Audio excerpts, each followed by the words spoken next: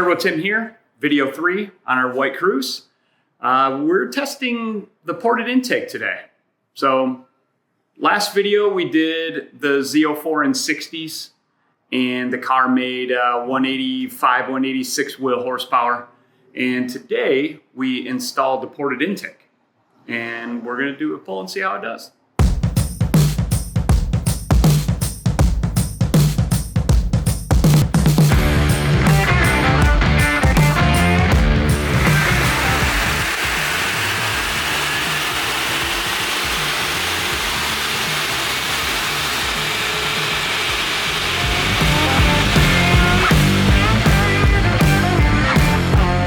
First pull is done, ported intake's installed. We made 185, 186 before. Peak horsepower was around 6,000 RPM. We installed the ported intake, and you see the peak horsepower is 195 wheel horsepower at about 6,400. And as you see, this pull's clean to 6,900 RPM. I mean, you're gonna, for the most average horsepower, you're going to want to shift a little over your peak horsepower anyway. So I would shift this car at like 7,000. It runs great. Once again, like I said before, it's a tuner's dream. It doesn't have the back pressure, doesn't hold the heat in like the stock turbo or the V3 or that stupid GTX 250. This is a good flowing turbo. As you see, air fuel ratio, I've got it right around 12.0. These cars like being lean. No reason to run them richer. No reason to run them leaner either. The boost was about a half a pound higher on this pull, coincidentally. Probably just weather conditions and ECM control. But yeah, I mean, we gained, from peak to peak, we only gained 10. But as you see from, let's say right around, 40, high 4,000s up, the ported intake made more gains. Next step, we're going to install our ZZP intake and see how that does.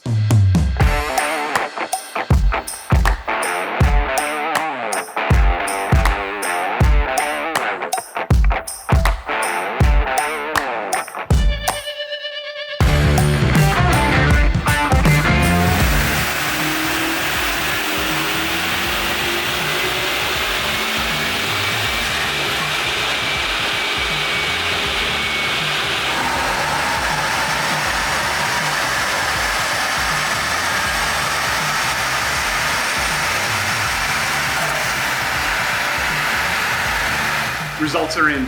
So today we brought the car over to the dyno. We installed the ported intake manifold. We did a dyno pull. We saw roughly 10 wheel horsepower gains. So the next mod was not maybe the best mod for right now, but it's one of the fun mods that I kind of assumed was going to show some gains. So we put our ZZP colder intake on it. First thing we, all three of us noticed over here was the noise. So much more turbo whistle, so much more suction noises, all the noises that everybody wants to hear. So, I mean, the upgrade is great for that alone. But it actually gave decent gains.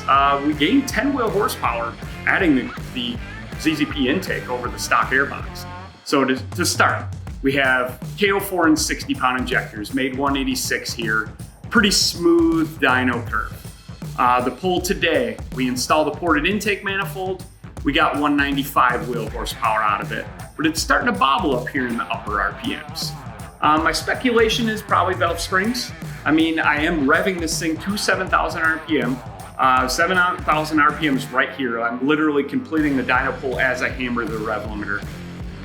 We do the next pull. It's a little more bobbly, just like the last one, but it makes a little more power, and we finish out at 201, 202 wheel horsepower. As you can see, all these, the colder intake, the ported intake, they do absolutely nothing below 4,000 RPM, let's say.